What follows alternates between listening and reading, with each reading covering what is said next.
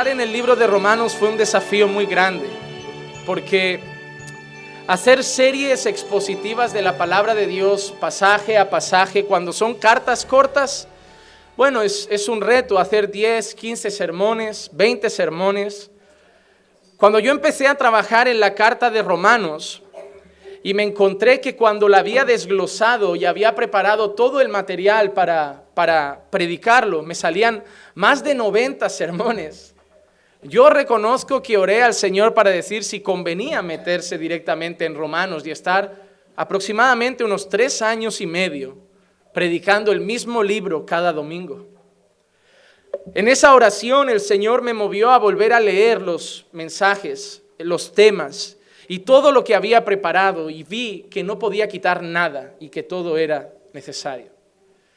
Empezamos viendo desde el principio de Romanos que todo el mundo estaba perdido, que todo el mundo estaba destituido de la gloria de Dios, que por causa del pecado el Señor había incluso entregado al hombre a aberraciones para que dieran rienda a sus pasiones y a sus malos deseos carnales.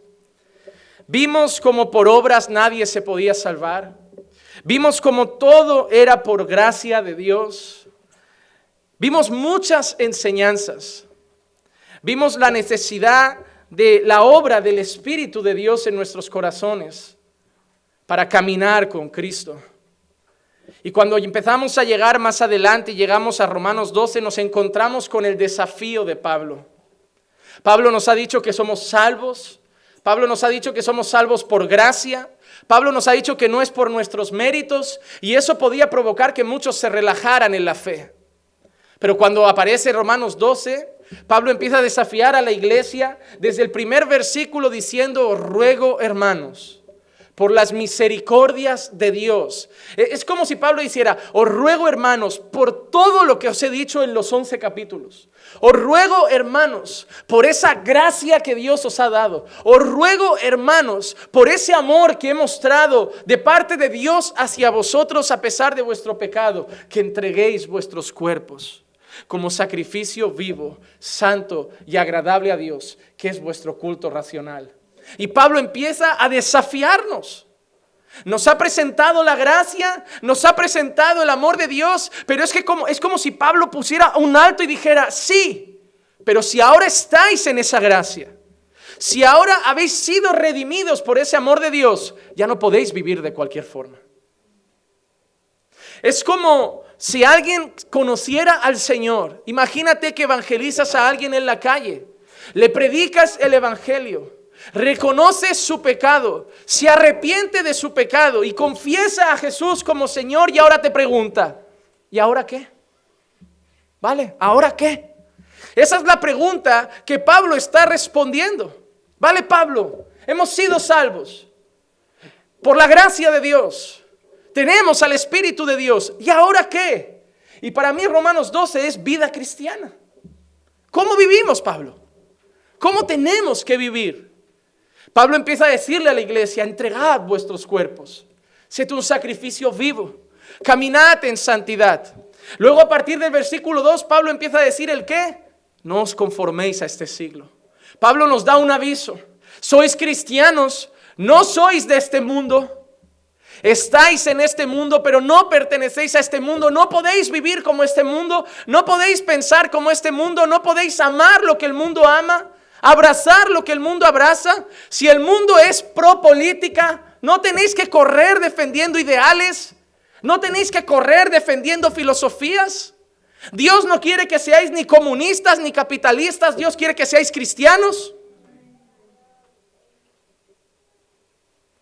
Y empieza a dar instrucciones, pero no podéis hacer eso si no renováis vuestra mente. Si todavía tenéis la mente de este mundo, no lo vais a conseguir. Pero si renováis vuestra mente, conoceréis cuál es la voluntad de Dios, lo que es bueno, agradable y perfecto. Pero eso no acaba ahí. Pablo sigue hablando. Habla de que la iglesia tiene que estar unida. Habla de que Dios ha dado dones a la iglesia, ¿verdad? Y que deben usarse para edificar la iglesia. Está hablando de cómo viven los creyentes. Y cuando llega a Romanos 12:9 en adelante, empieza a decir más cosas sobre esa vida. Nos ha dicho que el amor debe ser sin hipocresía, que debe ser sincero, que debe ser honesto, que debemos aborrecer lo malo, que debemos aplicarnos a lo bueno, que debemos ser afectuosos unos con otros con un amor fraternal, es decir, considerándonos una familia. Debemos con honra dar preferencia unos a otros, es decir, nos llama a un espíritu humilde, a un espíritu de mis hermanos son mejores que yo, mayores que yo, los voy a respetar, los voy a honrar. Luego empieza a decirnos que no debemos ser perezosos en cosas que requiere diligencia y nos empieza a decir qué cosas son esas. Debemos estar fervientes en el espíritu, debemos estar gozosos en la esperanza, debemos perseverar en el sufrimiento, estar dedicados a la oración. Hermano, Pablo lleva como 4 o 5 semanas en esta iglesia enseñándote a vivir como un cristiano. Y yo quiero hacerte una pregunta antes de seguir. ¿Qué has hecho con eso? Porque hermanos, si francamente estáis viniendo cada domingo solo para decir que la predicación que os dan es sana doctrina, no es el foco. Si simplemente sales de aquí cada domingo diciendo qué bendición de sermón, no es el foco. Si simplemente cada domingo sales de aquí diciendo gracias a Dios porque en mi iglesia se predica la fiel palabra de Dios, no es el foco. El foco es qué haces con esa palabra. Porque yo espero que después del primer sermón, cuando hablaba de amor sin hipocresía, fueras esa semana a orar y decir, Señor, hazme amar a mis hermanos con un amor sincero, y hayas luchado esa semana para esas cosas vivirlas. Y espero que después del segundo sermón, cuando hablemos de la humildad, dando preferencia a los hermanos, hayas estado toda la semana orando, diciendo, Señor, hazme humilde y hazme ver a mis hermanos como superiores a mí. Y espero que después del tercer sermón, cuando hablamos de fervientes en el espíritu, gozosos en la esperanza, perseverando en el sufrimiento y dedicados a la oración, te hayas tirado una semana orando porque el domingo Dios te dijo que tenías que dedicarte a la oración. Porque si simplemente estás escuchando sana doctrina y no estás viviendo sana doctrina, estás tan perdido como los que van los domingos a misa. Porque no se trata de la palabra que escuchas, se trata de la palabra que vives. No te vas a ir al cielo por escuchar la verdad. Te vas a ir al cielo por nacer de nuevo y vivir la verdad. Hoy llegamos a otro punto y espero que esta semana oremos por esto. Porque yo es lo que estoy haciendo. Cada lunes me despierto, tomo el sermón del domingo anterior y oro sobre lo que he predicado. Y más yo, que además de predicar tengo que testificar lo que predico. El estilo de vida que nos está mostrando Pablo es el estilo de vida de aquellos que reconocen que son miserables pecadores salvados por la gracia de Dios. El estilo de vida que nos está mostrando Pablo no es el estilo de vida del mundo. Y si te está confrontando, posiblemente es porque tienes una mente mundana y tú dices, yo eso no lo acepto. Pero es que Pablo no está hablando de su estilo de vida. Pablo no está hablando del estilo de vida de la época. Pablo está hablando del estilo de vida de los hijos de Dios. Y el estilo de vida de los hijos de Dios, da igual que sea el siglo I, el II, el V o el XXI, es el mismo estilo de vida. Si la primera iglesia tenía que ser humilde, nosotros también. Si la primera iglesia tenía que amarse con un amor fraternal, nosotros también. Porque saben que me parece muy bonito, que para hablar de profecía, de milagros y sanidades, todos queremos ser como la primera iglesia, pero no vivimos como esa iglesia. Saben, quieren milagros, quieren señales, quieren curas, sanidades, dones, como la primera iglesia, pero no venden sus posesiones como la primera iglesia. No dan su dinero como la primera iglesia. No viven entregados en el templo como la primera iglesia. No comen todos los días con sencillez de corazón como la primera iglesia. Me parece de suma hipocresía la iglesia moderna que quiere el favor del Espíritu y la vida de la carne. Pastor, ¿por qué no vemos la gloria de Dios? ¿Por qué tenemos que hacer circo? ¿Por qué tenemos que mentir? ¿Por qué tenemos que contratar falsos milagros? Porque no vivimos como esa iglesia. No viviremos lo que esa iglesia vivió. No lo haremos, porque no vivimos como esta iglesia. El estilo de vida este es el estilo de vida no de la iglesia primitiva. Es el estilo de vida de los cristianos. Esto es vida cristiana. Es el estilo de vida de aquellos que tienen los ojos puestos en la eternidad. De aquellos que en Romanos 8:18 Pablo dice: considero que los sufrimientos de este tiempo presente no son dignos de ser comparados con la gloria que ha de ser revelada. Pablo no vivía lamentándose, Pablo no vivía llorando por las esquinas, y si alguien sufría era Pablo. Pero Pablo no vivía lamentándose porque decía que eso ¿era qué? No se compara al peso de gloria que yo estoy viendo ahí arriba. No sé, este sufrimiento, ni la cárcel, ni los azotes, ni los latigazos se compara a la gloria que Dios me tiene preparada. Cuando llegamos al versículo 13, hoy nos va a picar un poco, porque habla de contribuyendo para la necesidad de los santos y practicando la hospitalidad. Hoy vamos a hablar de tu dinero. Ya llegó la iglesia con el dinero. No, la Biblia con el dinero. Hermano, yo sé que el tema del dinero duele escucharlo por un motivo. Por dos motivos. En la iglesia es difícil hablar de dinero porque la gente ya se pone como un escudo. Porque muchas iglesias sí los han extorsionado. Porque muchas iglesias sí han prostituido el evangelio, dando lugar al evangelio de la prosperidad. Y haciendo del evangelio una pura mercadería. Sí, han hecho de la gente mercancía y números. Sí, han visto a la gente en la iglesia solo como cifras para ver cuánto dinero se puede ganar. Sí, han usado palabras como diezmo, pacto y primicias para sacarles dinero sin cesar. Pero no por eso vamos a dejar de hablar de dinero, si la Biblia habla de dinero.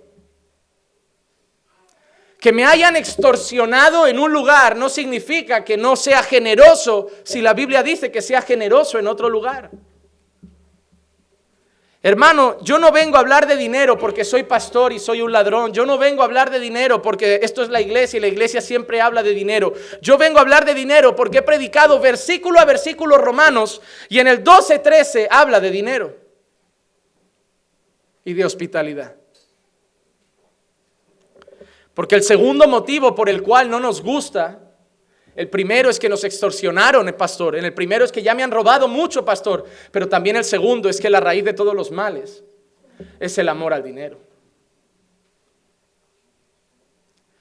Y por eso muchas veces la gente pasa de ser extorsionado y dar casi 500 euros al mes a una iglesia, quitarle a sus hijos para dar a la iglesia, pagar entradas de conferencias 100 euros, 200 euros, dar casi lo que no tiene, a que de golpe le digan que eso es un timo y que lo han extorsionado y que tiene que salir de su corazón a dar migajas. Pues te digo, lo que te hicieron es pecado, la tacañería también. Hoy voy a hablar de dinero con mucho temor. Porque sé que muchos están heridos. Porque sé que muchos tienen amor por el dinero. Por eso voy a pedirle a Dios que me dé la gracia para exponerlo con la palabra. No voy a hablar de primicias, porque en el Nuevo Testamento la iglesia no tenía primicias. No voy a hablar de pactos, porque el que hace los pactos es Dios y no nosotros con cheques. Y ni siquiera voy a hablar de diezmo, porque en ningún texto que he buscado del Nuevo Testamento veo a Pablo o a los apóstoles pidiendo diezmo a la iglesia. Pero voy a hablar de dinero, porque veo mucha enseñanza sobre el dinero. Así que yo le pido a Dios que me dé la gracia para demostrar que todo lo que voy a decir en este día no viene de mi boca, sino de la palabra del Señor. Y yo creo que es un tema importante por un motivo. Porque hay un pasaje que me confrontó mucho, hablando del dinero, que decía que donde estuviera nuestro tesoro, allí estaba también nuestro corazón. Es por eso que creo que es importante, porque creo que lo que tú haces con el dinero también define quién eres en el Señor. Por ejemplo, yo te diría que si gastas en rebajas, en ropa, en comer fuera y eres tacaño en la contribución para el reino de Dios, creo que eres o inmaduro en la fe o amas el dinero. Hermano, de la misma manera que Pablo ha hablado del amor y todos dirán, sí, el amor es importante para el cristiano. De la misma manera que Pablo ha hablado de la humildad y todos dirán, claro, la humildad es importante para el cristiano. De la misma manera que Pablo ha dicho que nos edifiquemos con los dones y todos dirán, eso es importante para la iglesia. De la misma manera que Pablo ha dicho que debemos perseverar en la oración y el sufrimiento y todos dirán, claro, somos cristianos. Pablo, en el mismo capítulo, sin separarlo por puntos, solo con una coma por medio, empieza a hablar del dinero, de contribuir. Sí, voy a dar limosnas, pero es que no ha dicho de contribuir a los pobres, de contribuir a los santos. Pablo no solo te ha dicho que tienes que ser generoso, porque hay gente que, como he dicho, está tan herida que dice, sí, pues daré todo mi dinero a los pobres. ¿Y la obra de Dios? Hermano, yo solo le pido a Dios en primer lugar una cosa: que el dolor de la herida que te han provocado con mentiras no te vuelva duro para hacer lo que tienes que hacer por Cristo. Cuando nosotros administramos nuestro dinero y nuestra casa, porque Pablo no va a hablar solo de dinero, sino también de hospitalidad, nosotros mostramos el amor de Dios. Mostramos el amor de Dios. Es más, las iglesias, piensa en Corea, piensa en la India. ¿Qué te viene a la cabeza? ¿Persecución? ¿Sabes dónde viven los misioneros y todo? ¿Crees que viven en hoteles? ¿Crees que viven en la calle tirados? ¿Crees que reciben cheques de miles de dólares de Estados Unidos cada mes? Normalmente viven en casas del propio país de cristianos que abren su habitación a misioneros, que les dan de comer a misioneros, que compran ropa a misioneros, que sustentan a misioneros. Porque normalmente la iglesia perseguida es la iglesia que más vive el evangelio. ¿Sabes dónde se está viviendo peor el evangelio en cuanto a hospitalidad y dinero? En los países ricos. Si viene un misionero a Estados Unidos, no lo traigo a casa, le compro un hotel, le pago un hotel. Si viene alguien a Estados Unidos, le pongo hasta un piso. Amamos tanto las cosas materiales que preferimos pagar para que vayan a otro sitio antes de abrir las puertas de nuestra casa. Se sentirá más cómodo, se sentirá mejor. Bueno, esto no es lo que dice la Escritura. La Escritura no nos enseña eso. Hermano, hoy vamos a hablar de generosidad y hospitalidad. Y vamos a pedirle a Dios durante la semana que nos ayude a vivir su palabra. La primera pregunta que yo me querría hacer sería, ¿es algo tan importante? El administrar el dinero, lo que yo hago con mi dinero, ¿es algo tan importante para Dios? Si yo le abro la puerta de mi casa a la gente o no se la abro, ¿es algo tan importante para Dios? La pregunta que nos tenemos que hacer entonces es, ¿qué dice la Biblia? ¿Qué dice la Biblia? Lo primero que podíamos mirar es a Jesús. ¿Qué enseña Jesús sobre el asunto?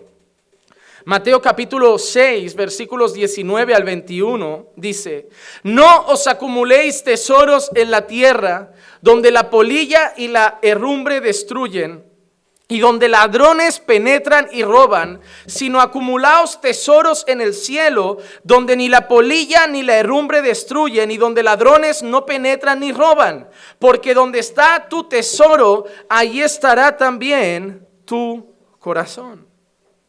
¿Es importante? Pues no lo sé, pero para Jesús sí que lo era. Porque Jesús habló de dinero. Jesús le estaba enseñando a sus discípulos dónde acumular sus riquezas. Y le estaba diciendo a sus discípulos que no las acumularan en esta tierra. ¿Qué pasó en la primera iglesia? Si te digo yo, libro de Hechos, ¿te gusta el Pentecostés? ¿Sí? ¿Te gusta el derramamiento del Espíritu Santo, verdad? Que hablaron en lenguas, que cayeron como fuego, pero no te gusta leer mucho lo de, y vendían todas sus posesiones y traían todo a los pies de los apóstoles. Para el Pentecostés dices, eso es para nosotros. Para vender las posesiones dices, eso era la primera iglesia. Me parece que tendríamos que examinar un poco nuestro corazón. Porque somos de aquellos que toma lo que me interesa. Entonces no soy tan diferente de una secta, ¿no? Si tomo lo que me interesa y no tomo lo que no me interesa. Hermano, Cuando Jesús dijo que te tenías que negar a ti mismo, cuando Jesús dijo que tenías que tomar todos los días tu cruz y seguirlo, era porque te ibas a encontrar con un estilo de vida que no ibas a querer. Cuando una mujer llega al pasaje de la Biblia que dice, porque no permito a la mujer enseñar en la iglesia ni ejercer dominio sobre el hombre, ¿qué es lo que te dirán todas las pastoras? Era una sociedad machista, eran otros tiempos. Entonces tú les dices, entonces como hoy la homosexualidad se acepta, ese pecado también está olvidado. No, eso no, la homosexualidad también sigue hoy. ¿Por qué el otro no? Porque a ti no te interesa. Porque vivimos en un tiempo donde la homosexualidad está libre. ¿Por qué eso era machista? Bueno, también podríamos decir era una sociedad homófoba, ¿no? Y te va a empezar a decir cosas como, no, pero ¿y Débora? Fue jueza. Y va a buscar personajes en el Antiguo Testamento para justificar que ella puede liderar. Porque al final no queremos someter nuestro corazón al diseño de Dios. Y no queremos aceptar lo que Dios nos pide. Es muy bonito leer que Dios te va a usar, es muy bonito leer que vas a echar fuera demonios, es muy bonito leer esas cosas, pero la hora de renunciar, de sacrificarte, de abrir tu casa, de despojarte del dinero y de lo material, no nos gusta. Pero también es parte de la vida cristiana. Hermano, yo espero hoy enseñarte algo, no para que des tu dinero a la iglesia, pero para que administres tu dinero para la gloria de Dios. El fin mío, no quiero que se confundan, no es que cada ofrenda ahora de la semana que viene sea más grande, sino que administren sus recursos para la gloria de Dios. Hermanos, Dios te va a pedir cuentas de cómo trataste a tu esposa. Dios te va a pedir cuentas de cómo educaste a tus hijos. Y Dios te va a pedir cuentas de qué hiciste con el dinero que Él te dio para vivir. Él va a querer saber qué has hecho con todo, porque todo viene de parte de Dios. Espero que entiendas que el 10% no le corresponde a Dios. Espero que entiendas que todo es de Dios. Tu casa es de Dios, tu coche es de Dios, tu salario es de Dios, tu vida es de Dios. Eres solo mayordomo de lo que Dios te ha dado y te ha prestado como bendición. ¿Dónde está tu tesoro? Allí está tu corazón. No tengo 4 cuentas de ahorro, 3 planes de pensiones, tengo tal. Cuando me muera tendré 60,000, 100,000, 200,000 euros. ¿Y cuántos podían haber comido con ese dinero aquí? ¿Y cuántos misioneros podrías haber sustentado para expandir el evangelio? ¿Y cuánta gente que pasa hambre podría haber sobrevivido? ¿Te sientes a gusto atesorando tesoros para el futuro que no sabes ni si llegarás? ¿No sabes ni si vivirás? ¿No sabes ni si te despertarás mañana sabiendo que hay una madre en África que su hijo se muere de hambre y ni un centavo para allá? ¿Eres capaz de separar 100 para tu propio banco cada mes para ahorrar y no separas ni 10 para mandar a que alguien no tenga hambre? Hermano, no vengo a decirte que no ahorres, no vengo a decirte que no cuides tu futuro o el de tus hijos, pero vengo a decirte que tampoco olvides las cosas que tienes que cuidar como hijo de Dios. ¿Cuánto contribuyes a tu iglesia? ¿Contribuyes a los obreros de tu iglesia? ¿O eres de los que dice, bueno, yo doy algo porque hay que pagar luz, agua y gas? Ya, pero te gusta alimentarte bien, ¿verdad? ¿Te gusta tener un pastor que estudia, que se pasa horas con Dios? ¿Eso qué crees que es gratis? ¿O eres de los que piensa que no, ya trabajará 10 horas y luego otras 10 horas busca a Dios y luego viene y me da porque tiene un llamado? ¿Y su familia no necesita ese hombre? ¿Y sus hijos no necesitan tiempo con su padre? ¿Eres de esos egoístas que cree que es tu instrumento y cuando reviente, reventó y da igual su familia y vas a decir que luego fue el diablo quien sacudió su casa? No, hermano, no seas egoísta. Conocí un hermano una vez que dijo, yo ayudo a sustentar a mis pastores, no porque ellos lo necesitan, sino porque soy egoísta. Yo quiero a mis pastores todo el tiempo aquí. Dice, yo necesito a mi pastor con Dios. Yo necesito a mi pastor estudiando. Yo necesito a mi pastor orando. Yo necesito a mi pastor buscando. Yo no quiero a mi pastor todo el día loco por el trabajo y luego corriendo en casa, preparando sermones de cualquier manera, viniendo a la iglesia corriendo, estresado y agobiado. No, yo quiero a mi pastor en la presencia de Dios. ¿Tú no lo ves así? Otra pregunta, ¿cómo contribuyes a las misiones? Tú no eres misionero, pero ¿ayudas a algún misionero? ¿Sabes que hay agencias donde puedes destinar aunque sea 1 euro al mes? O 2 euros al mes para tú elegir un misionero y que le lleguen 2 euritos al mes solo para, con esos 2 euros en África, puede comer a lo mejor 2 días.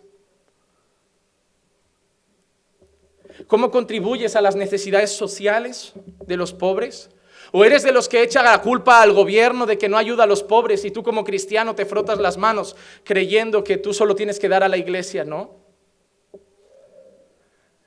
Pastor, pero si tengo que ayudar a la iglesia, tengo que ayudar a los obreros, tengo que ayudar a misioneros, tengo que ayudar a los pobres. ¿Y qué? Bienvenido a la vida cristiana. ¿Quién lo va a hacer? Es muy fácil culpar al gobierno. Nosotros decimos, el gobierno es duro, tendría que admitir más refugiados. ¿Cuántos tienes tú en tu casa? ¿Cuántos? Dime, ¿cuántos refugiados? ¿Cuántas familias refugiadas viven en una habitación de tu casa? ¿Cuántos viven en tu salón por un tiempo? Pastor, es que no tengo spa. Vale. Es muy fácil culpar a otros cuando uno no hace nada. ¿Y tú, pastor, tienes refugiados? No, pero tampoco me voy a quejar del gobierno.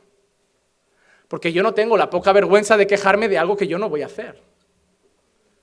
Yo, si al menos no tengo la decencia de hacerlo, me callo y no protesto. Es como nunca protestaré de políticos corruptos si yo no pago todos mis impuestos. O si yo pago a un mecánico en negro para que no me haga factura y me ahorro el IVA. Yo no tengo la decencia de quejarme de los políticos. Yo lo hago a menos nivel, pero también lo hago. Para mí es robar igual. No se trata de quién roba más, se trata de quién roba. Pero yo no quiero culpar a los políticos de algo que en la Biblia veo que debe hacer la iglesia. Es muy bonito decir, es que el Vaticano está lleno de oro, los católicos podrían acabar con el hambre en África y los evangélicos.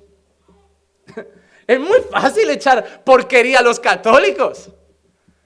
Junta la iglesia de Maldonado, Cais Luna y solo con esas dos acaba con el hambre. En África, en Corea y hasta en Marte. Pero si también juntaran las pequeñas nuestras, unas 50, 60, también acabamos con el hambre en África. No podemos seguir escupiendo fuera cuando nuestra casa está tan mal. La vida cristiana es una vida de desapego por lo material. La vida cristiana es encontrarte un mendigo descalzo y ser capaz no de darle 10 euros para unos zapatos, sino darle tus zapatos. La vida cristiana es ver a un mendigo en invierno en la calle pasando frío y no darle 5 euros para que se compre un abrigo, sino darle tu abrigo. Porque vivimos en una sociedad que no nos cuesta dar una limosna. Pero el Señor no quiere solo que demos limosnas, Dios quiere que cuidemos del necesitado. El mundo da una limosna, el cristiano está capaz de subirlo a casa, darle un plato de comida, dejarle que tome una ducha, vestirlo, buscarle un albergue, buscarle un refugio. Pero eso es tiempo. ¿Qué hizo el buen samaritano?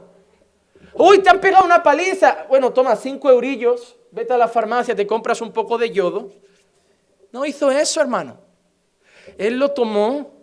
Él paró su travesía, Él paró su día, Él lo subió a su carro, Él lo llevó a una posada, Él curó sus heridas, Él pagó su comida, Él pagó su hospedaje y es más, le dijo al de la posada, los días que se quede y lo que consuma lo pones a mi cuenta. Yo no soy, pastor, como el fariseo que pasaba por el camino. Yo no soy como el levita que pasaba por el camino. Yo soy, ¿qué? ¿El buen samaritano? Como digo, nos gusta el poder, nos gusta la unción, nos gustan los milagros, nos gusta el templo, nos gustan las oraciones, pero nos gusta también mucho las cosas materiales. Amamos mucho nuestro tiempo. ¿Qué tiene? Pastor, es que vivimos en un tiempo que no tenemos tiempo. ¿Y qué tiene Dios la culpa de eso? Dios no te pregunta cuántas horas tienes. Dios te dice lo que tienes que hacer con tus horas. Cuando yo leo Hechos capítulo 4, versículo 34 y 35, mira lo que leo.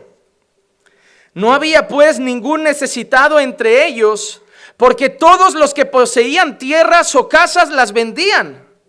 Traían el precio de lo vendido y lo depositaban a los pies de los apóstoles, y se distribuía a cada uno según su necesidad.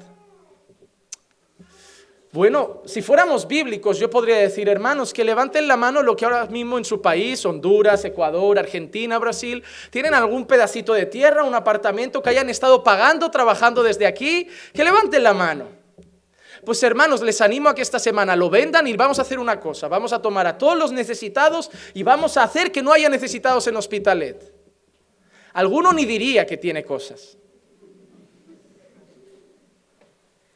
Pero te pregunto, ¿es lo que hacían los cristianos entonces? ¿Cuál era el foco de los cristianos? Hermano, yo cuando leo ese texto, yo no leo una orden de vende todo, Juan Manuel, y dalo a los pobres. Yo no leo eso. Yo no veo un mandamiento. Yo veo una enseñanza. ¿Saben lo que yo veo? Lo que yo veo era un cristiano en aquel entonces que tenía un pedazo de tierra y veía al lado una familia que estaba siendo perseguida, que podía pasar hambre literalmente, y él pensaba, tengo un pedazo de tierra, que ¿para qué lo quiero? ¿Para el futuro? ¿Para plantar tomates? ¿Para plantar maíz? Y tengo a mis hermanos que tienen hambre, véndenlo. Pero yo no quiero que mi hermano muera de hambre. Yo veo una enseñanza, no veo vende lo que tienes y dalo a los pobres. Yo veo la enseñanza de no puede ser que mires a tu lado, haya un hermano necesitado y seas capaz de ir a comer ahora al McDonald's. Yo no lo veo así. Yo no veo cómo un creyente puede quedarse tranquilo sabiendo que hay hermanos necesitados entre ellos. ¿Qué nos separa a nosotros de los falsos apóstoles y profetas que abusan de la fe de otros si nosotros vemos como otros pasan necesidad y tampoco contribuimos? Ellos roban, pero nosotros también dejamos que la necesidad de nuestros hermanos crezca cada día. Ah, pero eso lo dijo Jesús. Vale. Si no fuera importante, yo aceptaría que Pablo dijo una frase y Jesús dijo un par de frases. Pero es que me parece que aparecen más sitios. Las cartas pastorales. Pablo está enseñando a los pastores como Tito y Timoteo a conducir la iglesia. Y en Tito 3:14 dice, y que nuestro pueblo aprenda a ocuparse en buenas obras, atendiendo las necesidades apremiantes para que no estén sin fruto. En las cartas pastorales veo a Pablo diciendo a Tito que la gente debía crecer en buenas obras y cuidar de las necesidades apremiantes, es decir, de las necesidades visibles del pueblo. Porque el deseo de Dios es que no hubiera ningún necesitado entre ellos. Hermano, tú no podrías estar contento ganando 3,000 al mes sabiendo que tienes un hermano que gana 400 y apenas come. Porque si crees que Dios te bendice para que tú vivas mejor, creo que no has entendido el obrar de Dios. Ah, pero solo Pablo a los romanos, solo Jesús y solo Pablo a Tito. Bueno, vamos a leer 2 de Corintios 9:7, que cada uno dé como propuso en su corazón, no de mala gana ni por obligación, porque Dios ama al dador alegre. Ah, los corintios también les habla de dar. Bueno, ya son Tito, Corintios, Mateo, Romanos. Bueno, todavía no me convence, igual no es tan importante. Efesios 4:28, el que roba no robe más, sino más bien que trabaje, haciendo con sus manos lo que es bueno. Ah, pastor, es normal, Dios dice que no robemos y que trabajemos. Es que no acaba ahí. A fin de que tenga que compartir con los que tienen necesidad. Dios no solo te ha dicho que dejes de robar y te pongas a trabajar. Dios te ha dicho que ahora con lo que ganes de tu trabajo ayudes al necesitado. Oye, hermano, me parece que si en Romanos habla de dar, que si en Tito habla de dar, que si en Mateo habla de dar, que si en Lucas habla de dar, que si en Corintios habla de dar y que si en Efesios habla de dar, me parece que el cristiano tendría que entender que Dios quiere que dé. Hermano, no es un versículo, es la Biblia entera. Pablo no escribía una carta a una iglesia que no hablara de dar y contribuir con los necesitados. Hay una frase de Randy Alcorn que me gustó mucho, que decía: Dios me da prosperidad no para aumentar mi nivel de vida, sino para aumentar mi nivel de dar. Me gustó mucho porque creo que él ha entendido por qué Dios lo prospera. Dios me da prosperidad no para aumentar mi nivel de vida, sino para aumentar mi nivel de dar. ¿Qué entendía Randy Alcorn? Cuando yo leí una carta que él escribió un día a una iglesia, él decía: yo vivía con $1,500 mensuales. Y de golpe la iglesia me empezó a sustentar, y con mis libros y materiales empecé a ganar $3,500 mensuales. Un día estaba orando y Dios me dijo: Randy, si tú vives con $1,500 mensuales, ¿por qué quieres subir tu nivel de vida a $3,500 mensuales? Te he dado $2,000 de más para que contribuyas a la iglesia. Y Randy llegó a la iglesia y le dijo: iglesia, ¿saben qué? Yo voy a seguir con mi salario. Las cifras las he puesto yo por poner, no son exactas. Yo voy a seguir con mi salario, y con el resto que estoy ganando lo vamos a usar en misiones, lo vamos a usar en obra social, en obras de caridad. La gente: ¿pero $2,000? Sí, porque yo vivo con 1,500.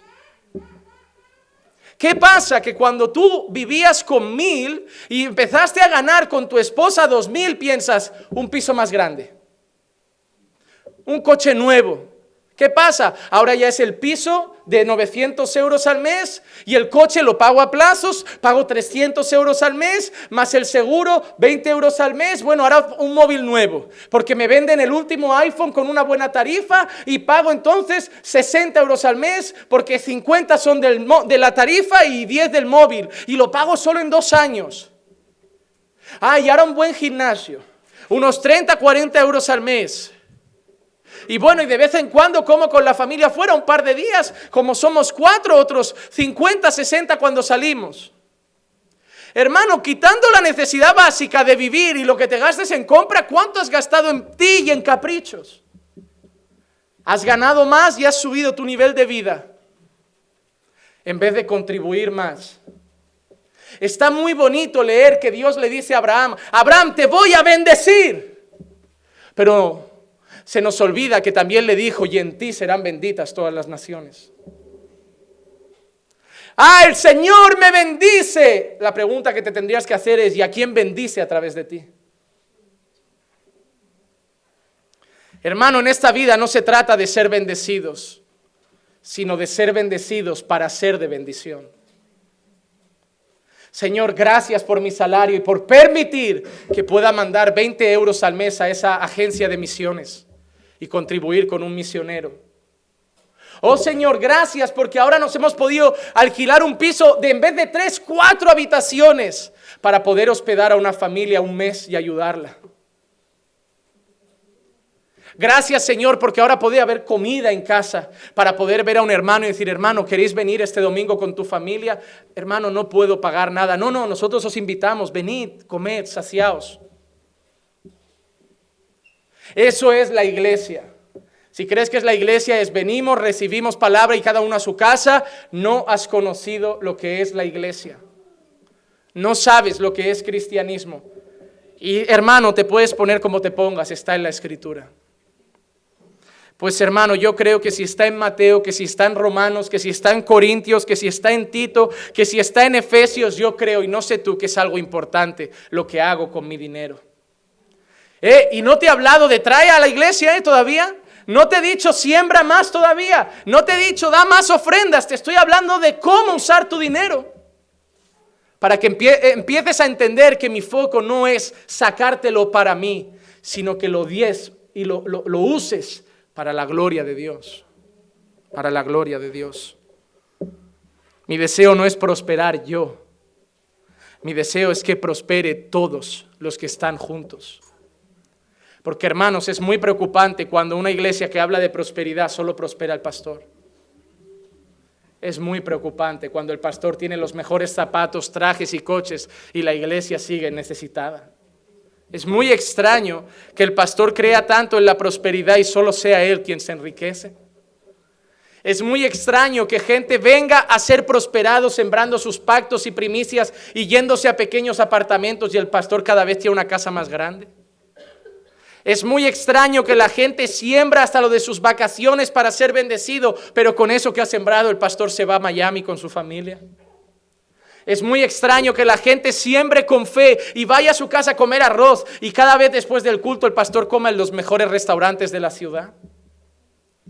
El pastor tampoco ha entendido que ningún pastor debería ganar mucho más que su congregación, sino que todo pastor que se precie debería ganar lo mismo que ganan la mayoría de sus hermanos, para que si su hermano puede ir a un restaurante humilde, él sea también donde puede ir. Porque tampoco concibo en mi mente la gente comiendo en restaurantes humildes y los pastores comiendo en restaurantes de lujo. Hermano, yo creo que en una congregación todos deberían estar juntos, yendo a los mismos lugares. Yo no me sentiría cómodo comiendo en un buen restaurante y alguien de mi iglesia no pudiendo comer ahí. Si alguien me dice, oye, vamos a comer al McDonald's, y yo veo un joven que mira como diciendo, yo no tengo dinero, espero que salga del corazón de la iglesia y decir, pero vente, ¿qué más da?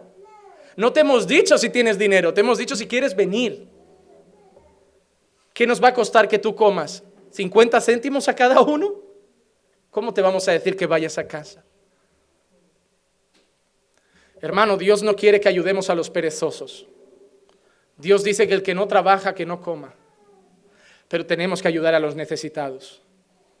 Con los perezosos que sabemos que no cogen ni un trabajo, que viven de la caridad, que viven de la comida de Cáritas, lo que los hermanos me prestan y no mueven un solo dedo, mano cerrada.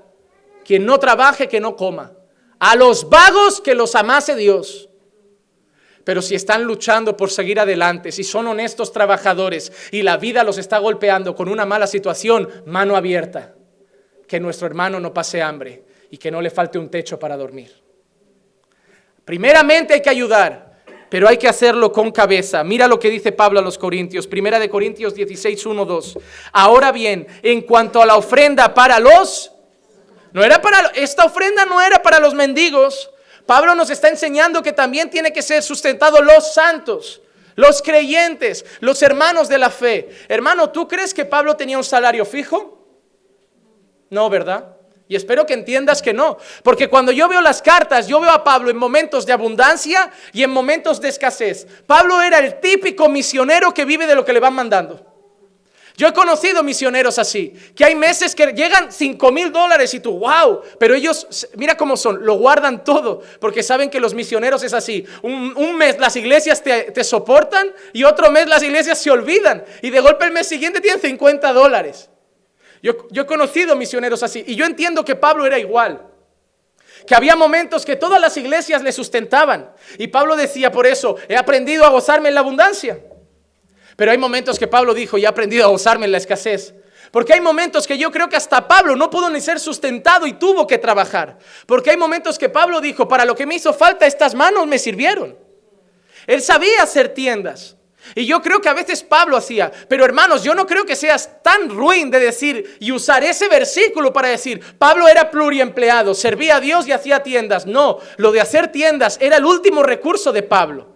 Cuando no le quedaba otra, tendría que comer y entonces trabajaba. Pero también hay cartas de Pablo que decía, y gracias, porque me habéis dado mucho más de lo que necesitaba. Pablo vivió momentos de todo, porque así suelen vivir los misioneros. Porque piensa que tú mandas 10 euros cada mes a un misionero de la India, pero el mes que viene no te va bien y no se lo mandas. Pero no eres tú solo, a lo mejor 20 o 30 más no lo mandan. Y tú dices, solo le faltarán mis 10 euros, no lo sabes. Hay gente que de golpe se queda sin sustento. Por eso, y que Dios me perdone, yo creo que misioneros deberían ser solteros. Yo no estoy de acuerdo con familias misioneras. Pero yo me voy de misiones a Estados Unidos. Es que yo no lo veo tanto como un misionero. Mi concepto de misionero es un poco distinto. Irte a Houston con tu familia de misionero, bueno, pues vale, lo aceptamos. Aceptamos pulpo como animal de compañía, pero hermano, yo me imagino, me refiero a los hombres que van a Corea, África, hombres que van con mochila, que no tienen traje, que predican en la calle, que levantan iglesias de un salón. Me refiero a misiones donde Cristo no ha sido sembrado, donde el evangelio no ha sido plantado. Yo cuando contribuyo o pienso en contribuir a misiones, no pienso en mandar a un misionero de Francia o de Italia. Porque ahí no le va a faltar trabajo, hermano. Que se meta a la obra. Pero yo pienso en aquellos que están sufriendo, escondidos en China, en Sudáfrica, perseguidos. Yo creo que esos sí necesitan mis 10 euros, o mis 50, o mis 100. Pero lo que dice Pablo es que en cuanto a la ofrenda para los santos, haced vosotros también como instruía a las iglesias de Galacia. Es decir, le está diciendo a los corintios que tienen que hacer lo que han aprendido los gálatas. Dice que el primer día de la semana cada uno de vosotros aparte y guarde según haya prosperado, para que cuando yo vaya no se recojan entonces ofrendas. ¿Saben el momento de pasar a las ofrendas? Es como Pablo decir, en cuanto lleguéis ya dejad ahí lo separado, para que el momento de la reunión no tengamos que recoger y parar el culto y parar la adoración para recoger ofrendas. Ya debe ser algo vuestro. ¿Y qué dice? Que el primer día de la semana cada uno separe conforme haya sido. Entonces a mí me suena que la ofrenda no es algo que, la ofrenda voy a ver qué llevo. No, me suena que es algo racional, algo pensado. Es más, yo soy de aquellos que se llevaban el sobre a casa el domingo, y el domingo ya lo traían preparado, porque es algo racional, y no es algo de, tengo que dar tanto cada mes. No, ¿cómo me ha ido el mes? ¿Me ha ido mal? Pues este mes, lo siento, Dios sabe, conforme haya sido prosperado. Este mes me ha ido bien, oye, paga extra. Oye, he recibido un plus, puedo colaborar más. Es algo racional, la ofrenda no es algo del corazón. Que hay mucha gente que escucha este sermón, quiere ser solidario, sale de ahí, empieza a ver mendigos por todos lados, toma 20 para ti, 30 para ti, 40 para ti, llega a casa y el hijo, papá, ¿qué hay para comer? No llevo suelto. No, a ver, racionales. No, que el pastor nos está dando con la generosidad, voy a salir y no, hijos, lo siento, en los ahorros de la universidad, Dios me ha hablado, no vais a estudiar más, vamos a construir una casa para un misionero. No, por el amor de Dios, ayuda a tu hijo, pero no te olvides del misionero. Yo creo que la universidad de tu hijo es una prioridad, pero yo creo que comer en el McDonald's es un capricho. Y comer en el McDonald's toda tu tribu de 5 o 6 niños te sale por 30, 50 euros. Que con 30, 50 euros ese misionero pasa un mes. Yo creo que tu hijo no va a entender que no le pagues la universidad, pero que tu hijo va a ser muy comprensible si le dices, familia, hoy vamos a comer en casa arroz con huevo frito y vamos a mandar los 50 euros que nos íbamos a gastar comiendo a ese misionero para que coma todo un mes. ¿Entendemos la diferencia? El cristiano vive, pero el cristiano no se baña en caprichos. Una cristiana no puede abrir el armario, tener 40 o 50 vestidos y decir, amor, a ver si empiezan las rebajas, que no sé, no tengo nada que ponerme. ¿No tengo nada que ponerme? ¿Tienes un vestido para cada dedo, para cada oreja? ¿Tienes para poblar Malawi con tus vestidos? Tu marido abre el pobre y tiene 2 trajes, uno marrón y uno negro. Los zapatos negros porque combinan con los 2 trajes. Un cinturón negro que vale para los tejanos y para el traje. Felicia me mira como diciendo, tú no eres así. Yo tenía un serio problema con la ropa. Dios me hizo engordar mucho para no caber en ella. Y ahora sí tengo 5 camisas.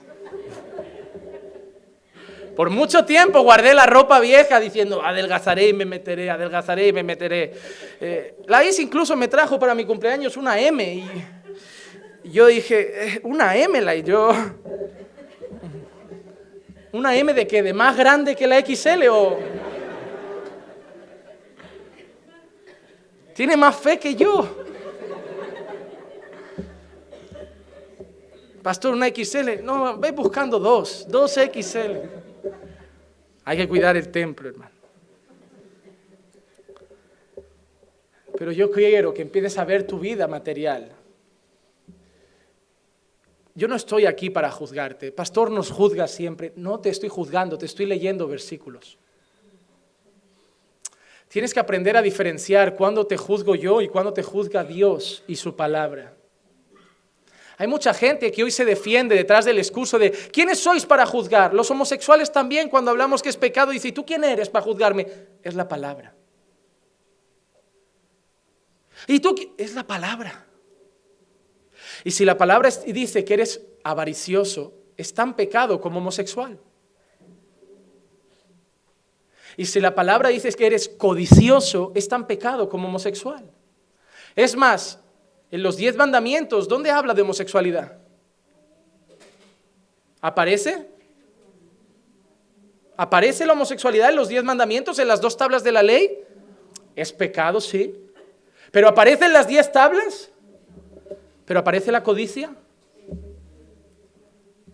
Y muchas veces vosotros codiciáis lo que tiene vuestro hermano y hermana, porque no aceptáis que mi hermano, que no es ni cristiano, viva tan bien, y yo, que soy el cristiano, viva tan mal.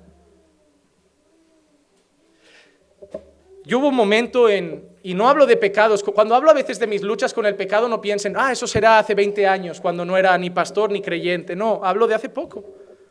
Yo lo he dicho ya públicamente y no me cuesta reconocerlo. Yo tuve una lucha porque mi hermana económicamente es mucho más estable que yo, mucho más. Ella tiene un salario fijo y un buen trabajo, y mi cuñado ahora encima lo han contratado de ingeniero con un salario súper bueno. Veo que cada 2 por 3 salen y comen fuera. Encima hace fotos para que su hermano lo recuerde. No creo que sea codiciosa, pero una casa que no ama a Dios y solo quiere trabajar y vivir, pues es lo que tiene. 2 buenos salarios, buena vida, ¿no? No pasa nada. Y claro, ellos se van a casar el mes que viene. Desde que hace poco vivieron juntos, están pensando en comprar ya algo de propiedad. Y yo sé que en el fondo mi madre a veces me mira como, Juan Manuel, tú eres el hijo mayor, qué fracaso.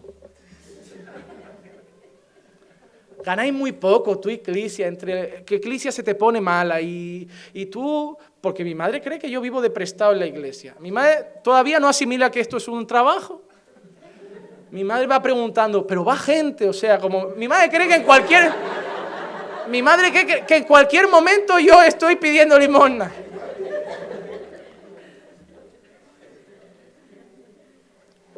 Pero yo he aprendido una cosa. Hubo un momento que mi corazón pensó, no es justo. Nosotros nos hemos entregado a ti, Señor. Y ellos no te soportan. Nosotros creemos en el diseño divino, ella es feminista, contraria a tus valores y principios. Y todo les sale bien.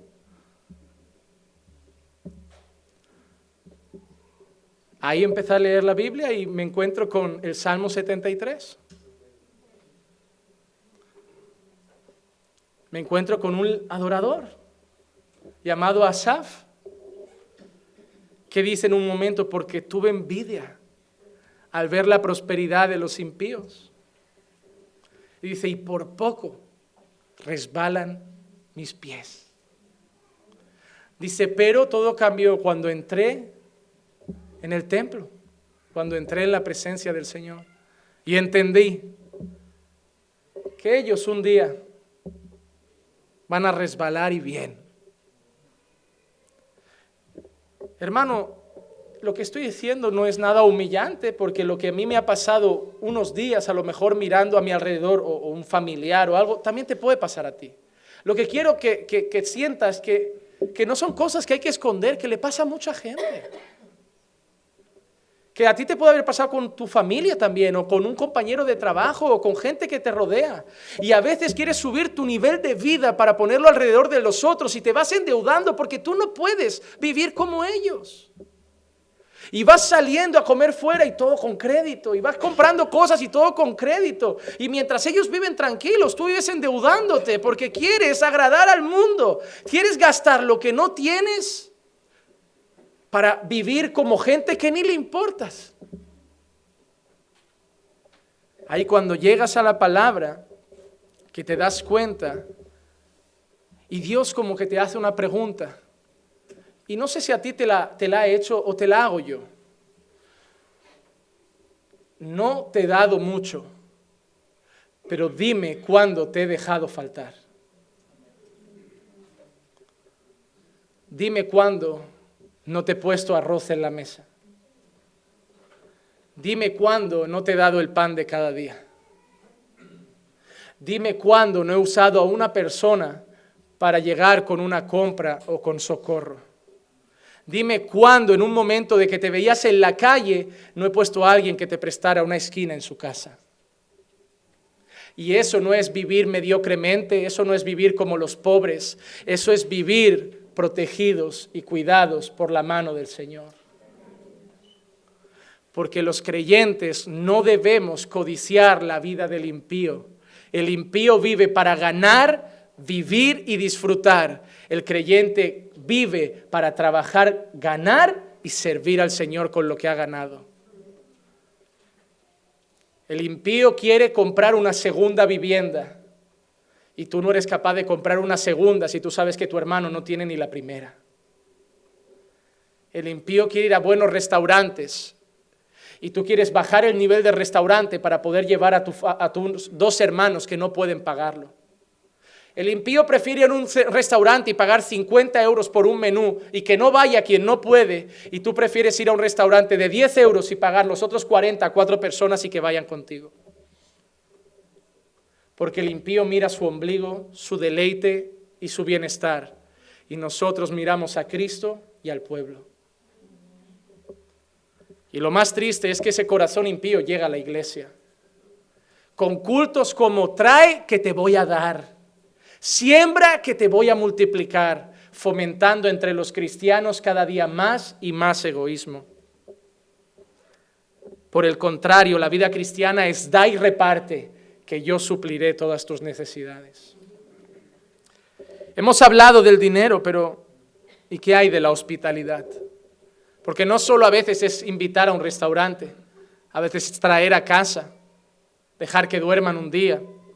Mateo 10, 9 al 11 dice, no os proveáis de oro ni de plata, ni de cobre para llevar en vuestros cintos, ni de alforja para el camino, ni de 2 túnicas, ni de sandalias, ni de bordón, porque el obrero es digno de su sostén. Y en cualquier ciudad o aldea donde entréis, averiguad quién es digno en ella y quedaos allí hasta que os marchéis. ¿Qué le dijo Jesús a los primeros discípulos?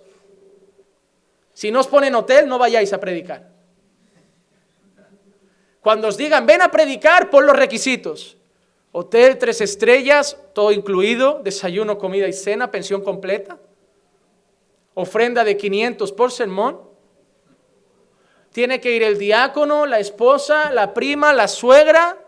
Y si no es primera, business.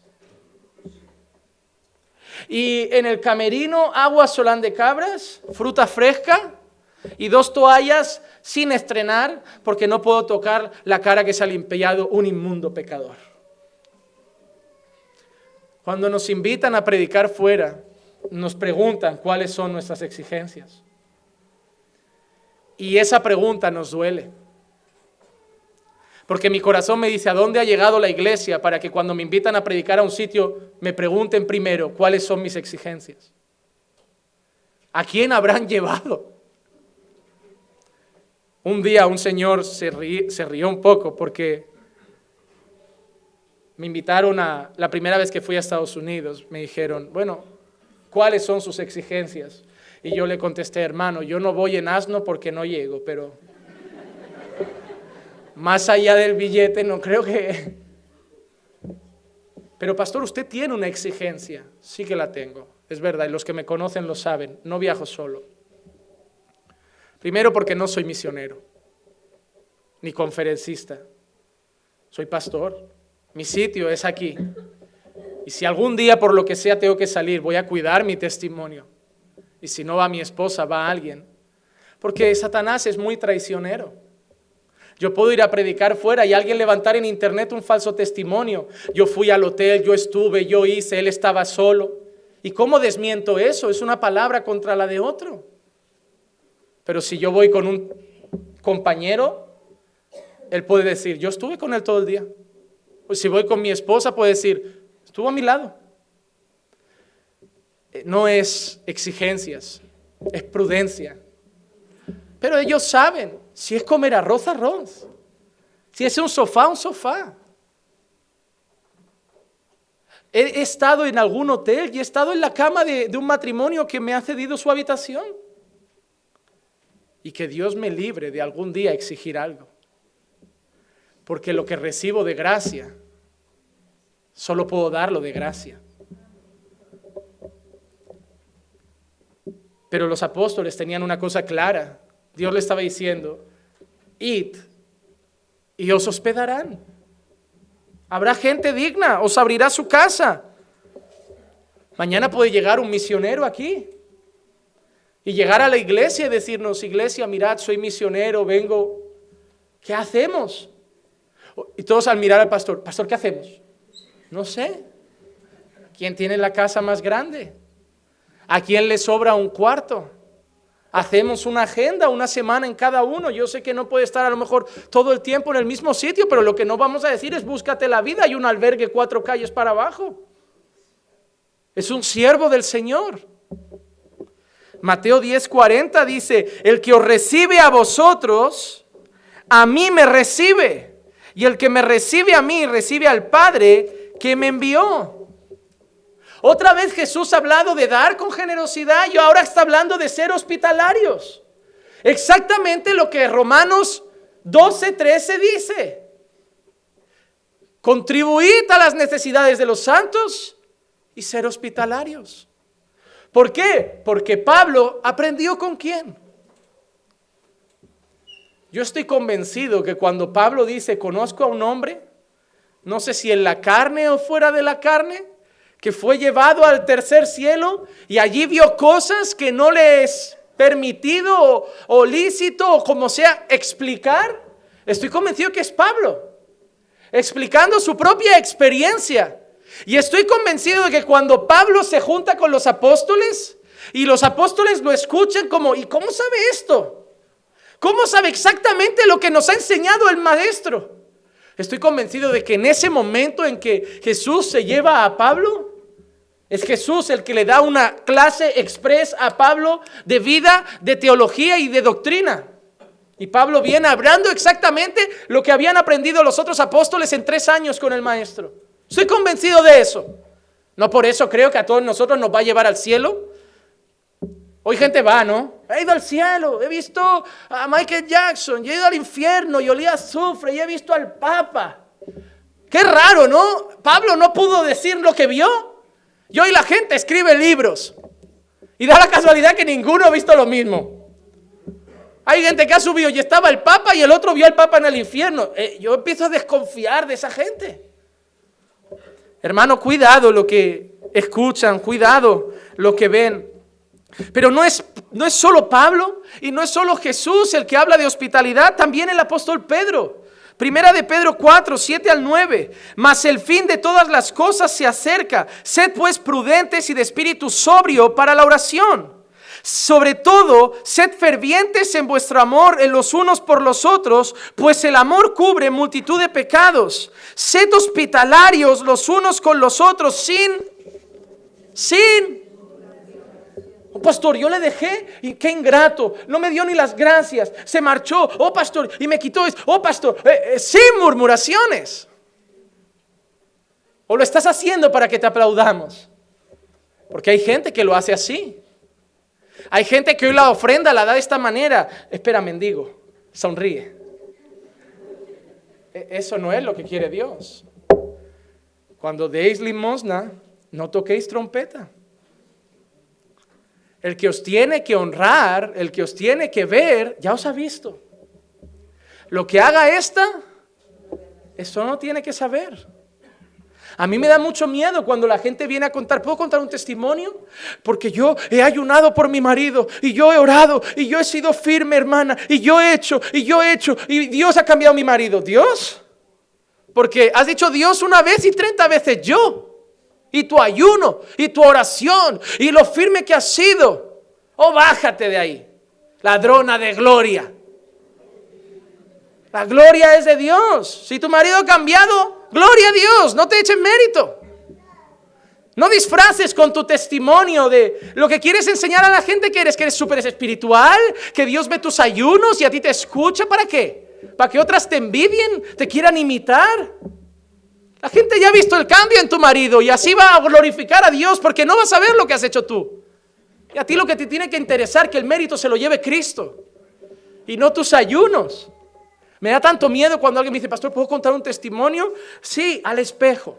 Vete a casa, ponte en el espejo y cuéntalo. Aquí es para la palabra, aquí es para el Señor. La gloria es solo para Él. Si has ayunado, ya lo ve, Él lo ha visto. Si has orado, Él lo ha visto. Si has dado limosnas, Él te ha visto. No tienes que levantarte después del sermón y decir, pastor, lo que usted ha dicho yo lo hago. Ya lo ve Dios. Ya lo ve Dios. No tenemos que publicar todo lo que hacemos, contar todo lo que hacemos, cuánto oramos, cuánto ayunamos. Tenemos que saber que el que lo tiene que ver, lo ve. Ora en lo secreto. Él ya te recompensará en lo público. No ha dicho, ora en lo secreto y luego ve y cuenta lo que has hecho en lo secreto. No, hermano. Pero hermanos, cuando nosotros hablamos de dar y cuando hablamos de ser hospitalarios, hay obstáculos. Hay obstáculos. Y yo quiero terminar los 10 minutos que me quedan hablando de esos obstáculos. Miren, yo quiero hablar de unos 4 o 5 obstáculos a la hora de dar y ser generosos. En primer lugar, puede ser que no hayas sido generoso con los santos o con las misiones porque no sabías que era importante. Puede ser que no te hayan enseñado bien. Puede ser que solo te hayan hablado del dinero en la iglesia como algo que tienes que dar para que recibir más. Pero nadie te había enseñado hasta ahora que tu deber como creyente es ser generoso. Puede ser. Un segundo motivo o obstáculo para ser generoso puede ser tu falta de intención. Puede ser que esperas que te nazca. Puede ser que esperas que Dios te dé una oportunidad y entonces mostrar tu generosidad y no te has dado cuenta que es algo que tú debes planificar, que no debes esperar que aparezca un misionero, que puedes ir a una agencia misionera y preguntar cómo contribuir con un misionero. Puede ser que te haya faltado intención para ser generoso. En tercer lugar, puede ser la codicia. Puede ser que no seas generoso porque en el fondo de tu corazón hay una raíz de codicia todavía de este mundo. Puede ser que no hayas entendido que más bienaventurado es dar que recibir. Y puede ser que haya un apego a lo material en tu corazón. Puede ser que seas una mujer todavía muy vanidosa, que a pesar de tener un bolso, si ve otro más bonito también lo quiere, y otro más bonito también lo quiere, y que necesita un pendiente para combinar con cada vestido, y un bolso para combinar con cada vestido. Y tú me dirás, pastor, pero tú no lo entiendes, ¿por qué no eres mujer? Digo, no, empieza a entender que tú eres cristiana. Esto no se trata de sexos, esto no se trata de modas. Esto se trata de dónde está tu corazón. Y en cuarto lugar, puede ser que tengas miedo a que te falte. Puede ser que en tu corazón haya una lucha diciendo, no, yo quiero ser generoso, yo quiero dar, pero me da miedo que luego pase algo en mi casa y falte. Es comprensible. Es comprensible. Y quiero decirte también 4 obstáculos para la hospitalidad. Dios también ha dicho que debemos ser hospitalarios y hacerlo sin murmuraciones. Pero el primer lugar es que puede ser que tengas miedo a la gente abusiva. Porque has conocido al típico aprovechado, que es un vago, que no hace nada, que tú lo has llevado a tu casa, le has puesto a dormir en tu casa y él se levanta a las 12. Que te vas y está ahí. Vuelves del trabajo y sigue ahí. Y encima no ha hecho ni la comida, ni ha fregado y espera que tú llegues y hagas comida. Y le digas, come con nosotros. Y te da miedo encontrar a uno de esos abusivos, acomodados, que se aprovechan del buen corazón de los hijos de Dios. Hay mucha gente que llega a las iglesias buscando ayuda. Que si le dices que no, va a otra iglesia, porque viven así, de iglesia en iglesia. Y con lo de, no encuentro trabajo. Una vez aprendí con un pastor, por ejemplo, cuando hay reformas en la iglesia, hay un mendigo que a lo mejor puede venir a decir, no, ayúdenme, necesito 20 euros, tengo que pintar estas paredes. ¿Qué quiere decir? Píntalas y te daré 50. Píntalas, quédate todo el día trabajando 8 horas y te pago un día, no sé, 50 euros. Ah, es que no me va bien. Digo, pues yo a los vagos no los ayudo. Te estoy ofreciendo 50 en vez de 20. Solo te estoy diciendo que te los ganes. Y me dices que no puedes. Lo siento, te vas sin los 50 y te vas sin los 20. Usted, pastor, es un egoísta. No, hay que tener discernimiento para saber cuando hay un abusador y cuando hay un necesitado. El necesitado, si de verdad quiere que su familia coma, se va a remangar. Si no tiene ropa, le va a dar igual. Si hay que pintar, va a pintar. Y si en vez de 8 son 10 horas, lo va a hacer. Pero se va a ir a casa con 50 euros y sus hijos van a comer. Igual que si tú eres cristiano, no deberías pedir solo limosnas, sino deberías intentar ganarte las cosas. Un creyente no debería sentirse cómodo solo recibiendo de prestado. Es decir, si a ti alguien te está abriendo la puerta de su casa, yo creo que si eres un buen creyente, como mínimo deberías hacer la limpieza de esa casa a fondo. Limpiar los baños cada día, que diera gusto llegar a casa y que el suelo brillara. Y encima recibirlos con comida. Que aunque sea con 3 euros hayas comprado un poco de pollo y arroz y hayas hecho un arroz con pollo. Pero que la gente diga, mira, lo estamos ayudando, pero es una persona agradecida. En segundo lugar, puede ser que te dé miedo ser hospitalario, porque a lo mejor te da un poco de miedo que descubran que no eres la gran ama de casa que lo tiene todo limpio.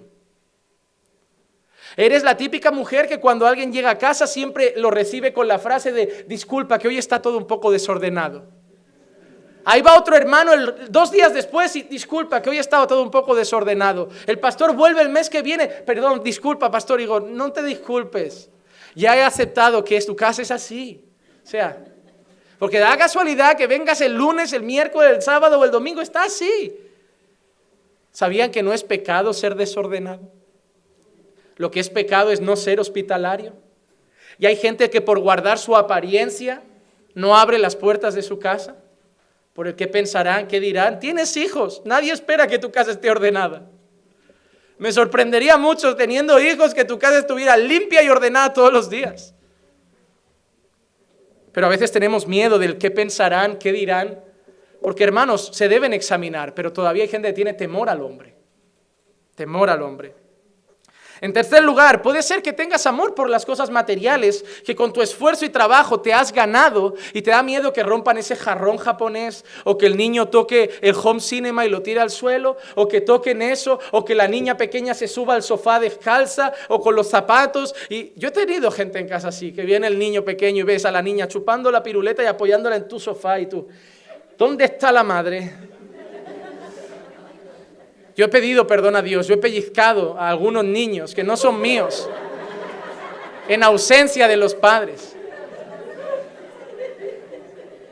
Pero tienen que entender, vivimos solos, no tengo hijos, mi casa siempre está limpia. ¿Y me traen los suyos para subirlos con mi sofá blanco, con zapatos? ¿Qué voy a hacer, hermano? Yo también he tenido que luchar. ¿Qué vale más?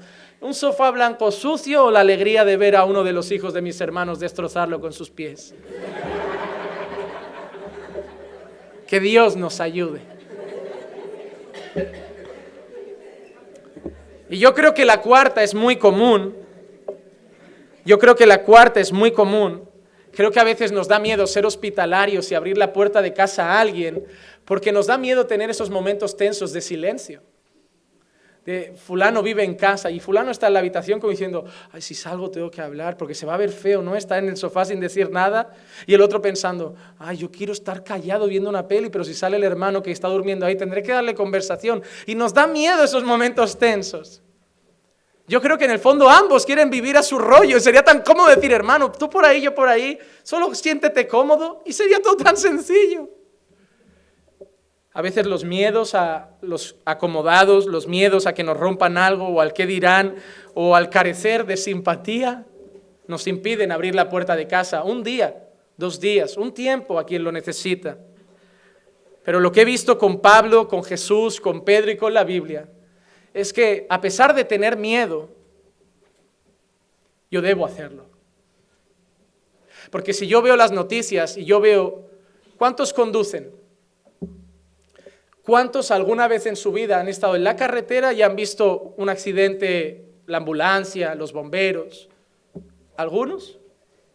Y algunos hemos visto incluso hasta cubierto el cuerpo. Hemos tenido la mala suerte. Pero ¿cuántos han dejado de conducir? Podrían ser ustedes. Pero el miedo no ha impedido que cojan el coche. ¿Cuántos saben de casos de sus ciudades o sus pueblos donde alguien ha muerto apuñalado?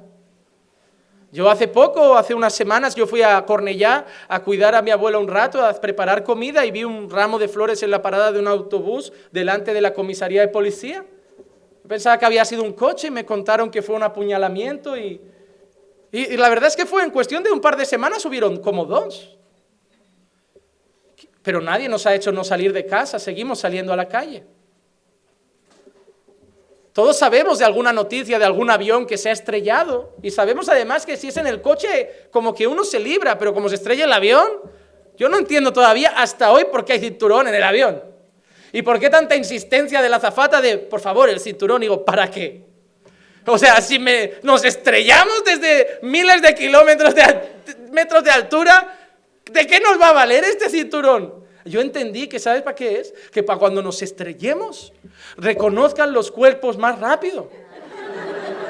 Es como el muerto del 23B, Juan Manuel, llame a la familia. Porque otra no hay, hermano. Otra no hay. Pero seguimos cogiendo aviones.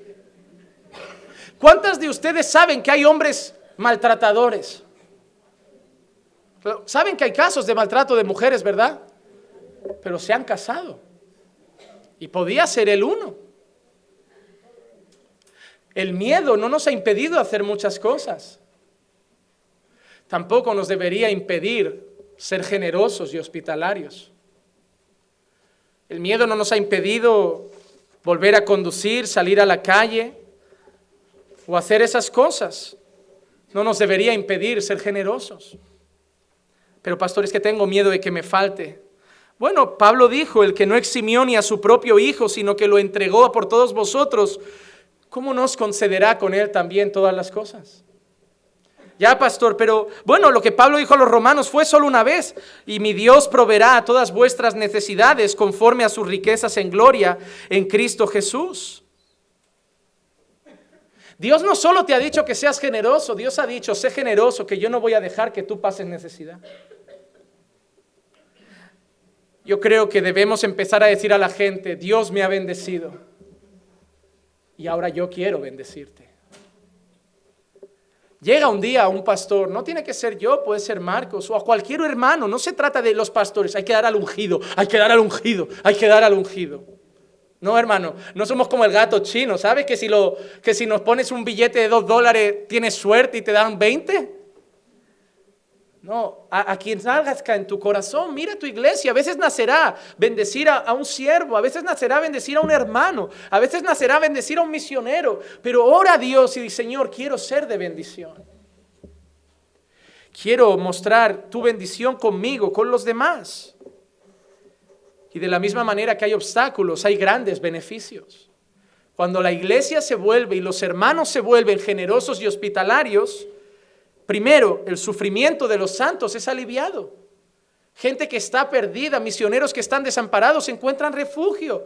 Qué gozo, ¿no? Saber que hemos contribuido a que un siervo de Dios tenga un techo o a que una persona necesitada coma un día. El sufrimiento de personas es aliviado. No solo eso, cuando somos generosos y hospitalarios, la gloria de Dios es demostrada. Así brille vuestra luz delante de los hombres para que vean vuestras buenas obras y glorifiquen a vuestro Padre que está en los cielos. No solo glorificaremos a Dios, sino demostraremos que el amor de Dios está en nosotros. Pero el que tiene bienes de este mundo y ve a su hermano en necesidad y cierra su corazón, ¿cómo puede morar el amor de Dios en él? Demostraremos que amamos a Dios y que Dios está en nosotros. Y por último, demostraremos que nuestro corazón no está en esta tierra. Vended vuestras posesiones, dad limosnas, haced bolsas que no se deterioran, un tesoro en los cielos que no se agota, donde no se acerca ningún ladrón ni polilla lo destruye, porque donde esté vuestro tesoro, ahí está vuestro corazón. ¿Dónde está tu tesoro? Mire, pastor, mi tesoro está en ese hermano, en ese misionero, en ese necesitado.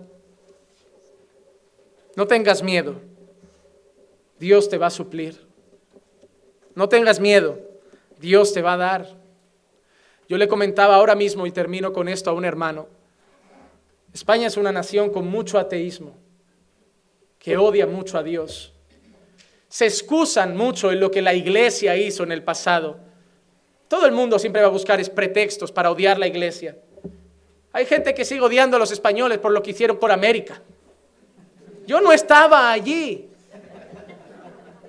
Machoncito en la boda de Maraví me lo echó en cara.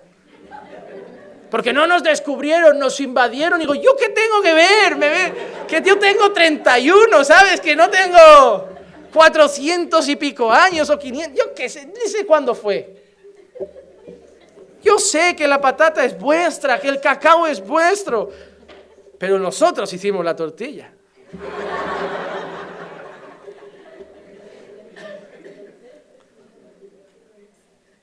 Pero España tiene una cosa. Nunca he visto a España entrar en crisis, pero nunca he visto a España pobre. Y yo sé por qué. Porque yo creo que Dios no solo bendice a su pueblo, sino a todo el generoso. He conocido gente que no es cristiana, que es tan generosa que nunca le falta. Porque hay proverbios que hablan de que Dios provee al generoso. Al que da al pobre, Dios le da. Porque es el instrumento de Dios para ayudar.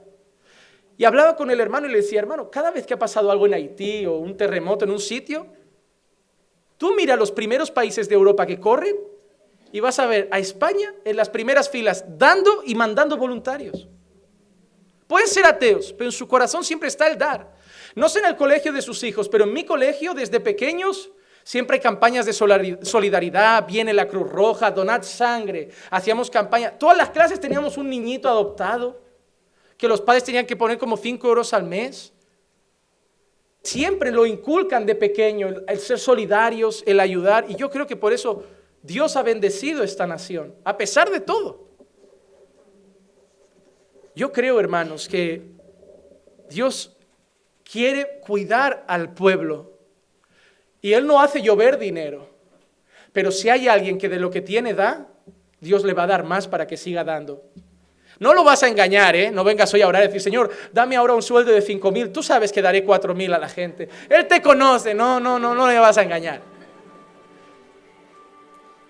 Él se lo dio a Abraham. Porque Abraham no mostró ningún apego al dinero. Él cada día hacía más rico a Salomón. Hay un autor, y termino con esta cita, que se llama John Wesley, que dijo esto: haz todo el bien que puedas, por todos los medios que puedas, de todas las formas que puedas, en todos los lugares que puedas, tantas veces como puedas, a todas las personas que puedas, todo el tiempo que puedas. Me parece que él entendió lo que es un cristiano.